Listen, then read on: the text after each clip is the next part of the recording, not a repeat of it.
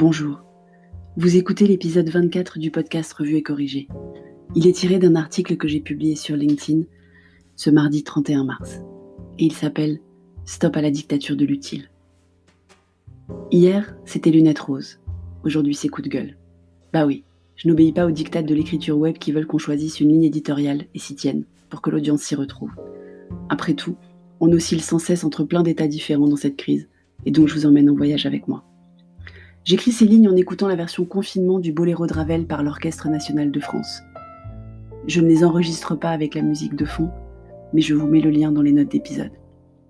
C'est une de mes musiques préférées déjà, mais cette version, avec pour une fois les noms des musiciens avant qu'ils ne jouent, ces écrans qui se divisent au fur et à mesure de l'entrée en scène des instruments, c'est juste sublime, et ça me donne la pêche en même temps que la chair de poule. Si vous ne l'avez pas encore écouté, regardez, cliquez sur le lien. Ben oui, j'écoute de la musique. Quand je ne fais pas la télé-école avec mon fils, ou que je ne suis pas en train de télétravailler avec et ou pour mes clients, que je remercie d'ailleurs de leur fidélité en ces temps de crise, j'écoute de la musique. Je tricote, je fais des gâteaux, je joue à des jeux de société en famille, je papote au téléphone avec mes proches, je fais des apéros visio avec mes copines, j'écris pour mon blog perso. J'enregistre un podcast avec encore moins de lignes éditoriales que ces articles, puisqu'il les mélange avec mon blog perso. D'après les grands pontes de LinkedIn et d'autres réseaux sociaux, je n'optimise pas mon temps, je procrastine. Parce que vous les avez vus, vous aussi, tous ces posts qui vous exhortent à profiter du confinement pour faire plein de trucs. Apprendre une langue étrangère, apprendre à coder, préparer votre prospection de l'après, vous pencher sur les pratiques de vos concurrents, suivre des webinars dans tous les sens et sur tous les sujets. Vous les reconnaissez. Vous avez sûrement dans votre timeline au moins un post qui vous rappelle que Shakespeare a écrit King Lear pendant la Grande Peste. Donc ce matin, devant mon ordi, en écoutant en boucle, je n'ai pas trouvé la fonction boucle sur YouTube d'ailleurs. Je vais appuyer sur revoir toutes les 4 minutes 46. En écoutant en boucle donc une des plus belles musiques jamais écrites à mes yeux et surtout oreilles, je ne fais rien de tout ça. Je profite du confinement pour profiter justement.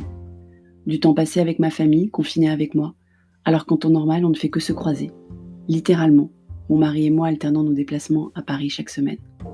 Du temps libéré pour écrire à nouveau, un plaisir que je m'étais interdit depuis quelques années. Du temps ralenti pour regarder par la fenêtre, rester chez vous surtout. Ma ville de Bordeaux déjà si belle, encore plus sublimée par l'absence de tout. Avec même un petit pincement au cœur de ne pas avoir la même vue sur ma ville originelle de Paris, d'ailleurs, dont je ne profite pas au moment où elle doit être encore plus belle que tout ce que j'y ai connu. Bien sûr, je travaille, je m'informe, je fais de la télé-école, je range un peu la maison, bref, je continue à vivre. Loin de moi l'idée de vous convaincre de tout arrêter. Mais si on arrêtait juste d'avoir peur du vide, en fait, ça serait bien. Il faut savoir accepter les choses qu'on ne peut pas changer. Et à ceux qui vous disent de faire une limonade avec les citrons actuels, bien sûr, mais suivez votre propre recette. Si apprendre le chinois ou passer une certification Google faisait partie de vos rêves d'avant-confinement, allez-y. Mais ne vous laissez pas influencer dans une course à l'échalote de « c'est qui a le plus accompli ?» au premier afterwork de l'après-confinement. Merci de m'avoir écouté.